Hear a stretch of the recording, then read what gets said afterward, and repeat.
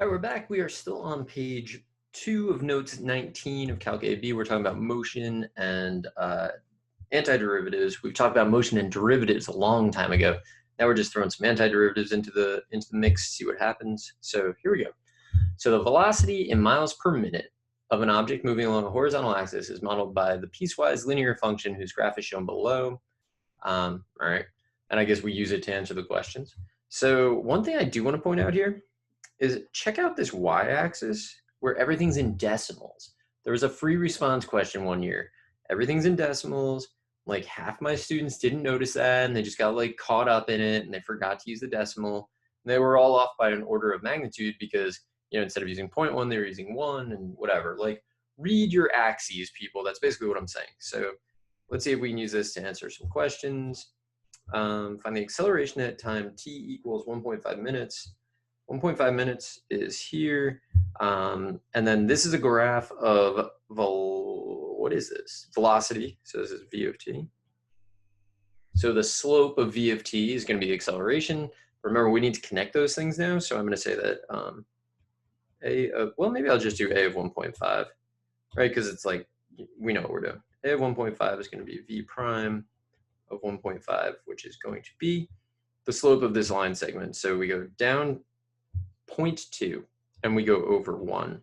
So it's going to be negative 0.2, negative 0.2. Minutes for sure. And then, so miles per minute is our velocity. So that's up here. So it's going to be miles per minute per minute. So miles per minute or miles per minute squared. Either one is fine. I think it's easier to interpret miles per minute than it is to interpret miles per minute squared, because like, who talks about minutes squared in life? But both are acceptable. All right, using correct units, find the value and explain the meaning of the integral from 0 to 10 of the absolute value of v of t dt. So that's the speed, right? We're integrating speed. When you integrate speed, you get distance traveled. So this is going to represent the distance traveled. So I'm actually just going to write that. Well, I don't know. I guess I'll find it and then interpret it. I don't know, the order of operations on that. I mean, it says find the value and explain the meaning of. So like, I think I should have like the value so that I can put it in context. All right, so this is going to be equal to, let's go use the area stuff here. So this is, so remember, we're doing the absolute value. So like you could draw it if you wanted, it'd be like, no, it won't be like that. It'd be like this, and then like this, and then this also is going to go up like this. I'm just going to find all of them and take the absolute value as I go. So this is so negative 0.15, not negative 1.5. And then this is 2, negative 0.2, negative 0.4, half of that. 2 by, oh my God. Long day, everybody. All right, this is 2 by negative 0.2, which would be negative 0.4, but only half, so negative 0.2. Here, what are we doing here? I think I should break this up. This is 1 by 0.2, so 0.1, because you get half of that. 0.1, 0.2, 0.25, and then 0.15. This is really annoying. And then this is 2 by negative 0.2. That'd be negative 0.4, but half of it, negative 0.2. Ugh. Okay, so now we got to add these up, but we're taking absolute values. So we're going to end up just going to like start writing it here, and then I'll bring it down. It's going to be 0.15 plus 0.2 plus 0.1, 0.35, 0.4, 0.5, and then plus 0.2. Picked up nothing here. There's nothing in the question that asks about it, but like velocity 0, you are stationary. You're not moving at all. But whatever, didn't make the cut. All right, we're going to take this with us back down here. Okay, so then should I add them? I guess so. 0.2, 0.4, 0.9, 1.05. Maybe I should check that again.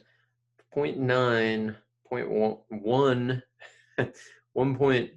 1.05. Pretty confident in that. Pretty confident, not super confident. All right, so what are the units on that? We integrated miles per minute, so we ended up with miles. And then, ooh, I don't know if that is coming through the mic, maybe. All right, let's interpret this. So, I don't really know. Do we have a context here? The velocity, so the object moved. That's it. Distance traveled. The object traveled 1.05 miles in the time from t equals 0 minutes to t equals 10 minutes.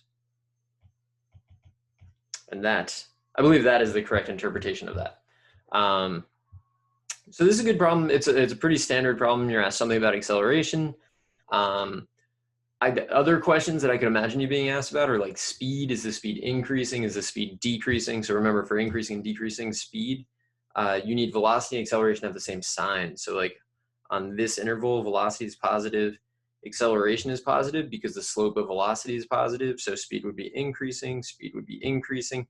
Here, velocity and acceleration have opposite signs, so speed would be decreasing. Here, your speed is constant because your velocity is constant and your acceleration is constant at 0.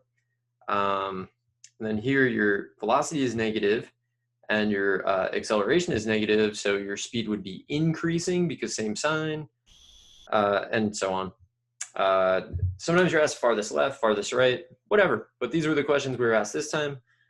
Good deal. I'm going to stop this here. I'll be back in the next video to do some more stuff, and I will see you there.